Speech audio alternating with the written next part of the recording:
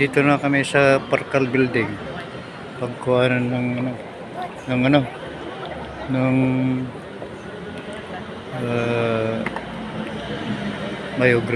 biometric.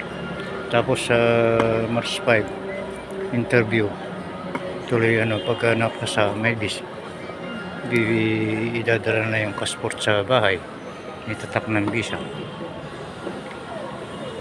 Ito, ang dami na namang aplikante.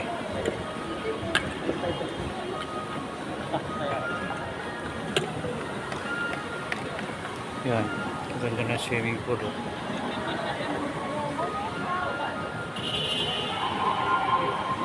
Ito ang kauuhan ng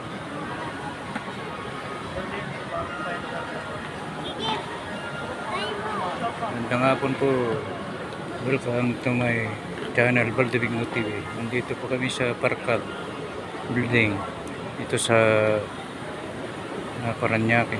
Dito kumukuha ay magpapa-biometric para sa pag-apply ng visa sa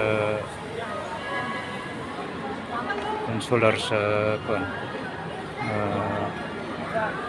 US Embassy sa March 5 alas 8 ng umaga. Kailangang matulog na kami dito kung 4 ng hapon ng tanghali, biyahe na kami. Maraming salamat po at samahin nyo ang pagpapala ng Panginoong Jesucristo. God, magandang araw po. Sana ay mag-subscribe po kayo. Yeah.